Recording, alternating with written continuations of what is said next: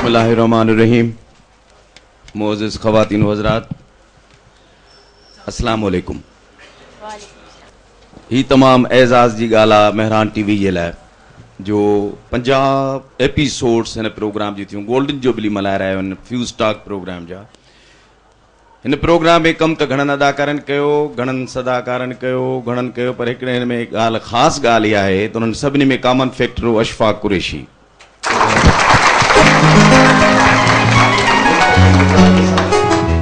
Fuse talk programme जॾहिं असां शुरू कयो त असांजो कंसेप्ट इहो त जेके असांजा सोशल इशूज़ आहिनि ऐं सोशल कैरेक्टर्स आहिनि, मुख़्तसिरनि मां हिकिड़ो अर्ज़ु कंदो हलां त सिंध एतिरो पोइते पियल कान हुई, बदकिस्मती सां जेको अॼु असांखे ॾिसण में अचे पई।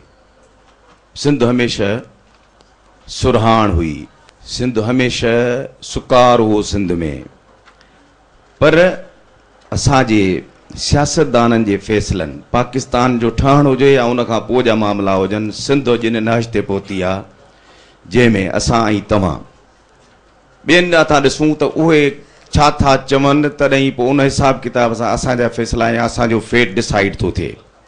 सच चवणु ॾाढो ॾुखियो आहे, पर असांजो ईमान आहे त असां हिन मुआशिरे खे जेकॾहिं कुझु ॾेई सघूं था त सची ऐं सिधी ॻाल्हि ॿुधायूं।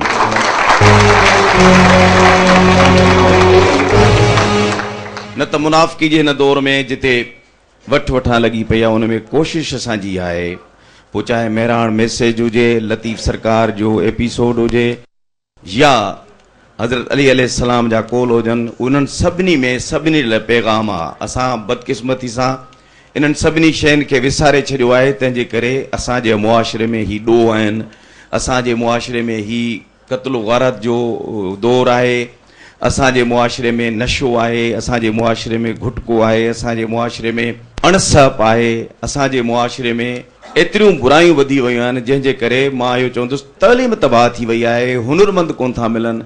वाढे जो पुटु वाढो थींदे फ़ख़ुरु महसूसु कंदो हो, चवंदो मूंखे पटेवाली मिले त मां पटेवाली कंदुसि, पर वाढके जो कमु न कंदुसि। त इहे सभु शयूं नापे थींदी थियूं वञनि, जंहिंजी ज़िमेदारी तव्हां असां सभिनी ते आहे, पर मीडिया ते वधीक आहे। तंहिं करे असांजो हर वक़्तु इहा कोशिशि आहे त असां इन्हनि सभिनी शयुनि खे उजागर कयूं। मेहरान टीवी असांजे आण जो मक़सदु इहो त असां सिंध जे सही ऐं जेको कल्चर सिंध जो आहे, सकाफ़त आहे, उनखे उजागर कयूं, उनखे प्रोमोट कयूं। ऐं अल्हम्दुलिल्लाह असां कॾहिं बि छोकिरीअ खे घटि कपिड़ा पाए कॾहिं किथे कोन नचायो आहे, न को अहिड़े क़िस्म जो हरकत कई आहे जंहिंमें असांखे शर्मसारी थिए, बल्कि फ़ख़्र सां कंदो असां सॼी टीम जो ऊंचो आहे त असां सिंध जे कल्चर खे उजागर कयो आहे।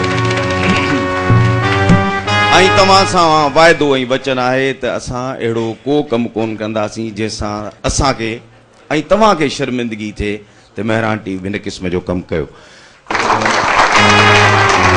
असांजो प्रोग्रामिंग, असांजा प्रोग्राम मुख़्तलिफ़ आहिनि बिल्कुलु चैनल्स खां, किथे कोन्हे कैरियर काउंसलिंग। सिंध जो नौजवान बेरोज़गार आहे, पढ़ियलु लिखियलु आहे, बेरोज़गार आहे, असांजो हर हफ़्ते हिकिड़ो लाइव प्रोग्राम आहे जंहिंखे कैरियर काउंसलिंग जो नालो आहे।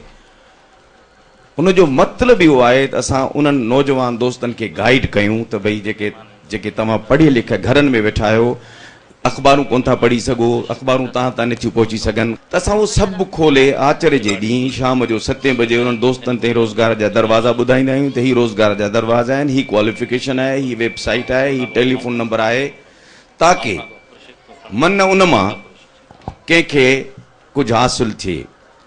एजुकेशन ऑनलाइन आहे त उन में तइलीम जा जेके बि इशूज़ आहिनि उन्हनि सभिनी मामलनि खे खणिबो आहे, ताकी जेका सिंध जी बदकिस्मती सां तइलीम तबाह थी वई आहे उनखे वरी उजागर कयूं ऐं उनखे वापसि रस्ते ते आणियूं।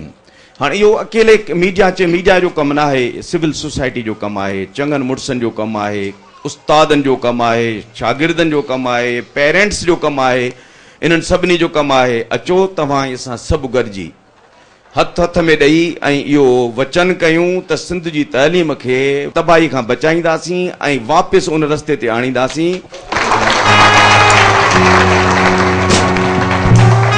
बिना ज़ाती मफ़ाद जे, बिना कंहिं सियासत करण जे, बिना कंहिं अहिड़े कम करण जे जंहिंमें असांजी का ज़ाती अरबरू उजागर कयूं पाण खे न। असां चाहींदासीं त सिंध मथे अचे, सिंधी माण्हू मथे अचे।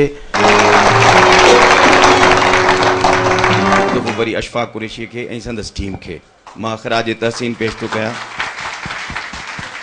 तव्हां सभिनी जी वॾी महिरबानी।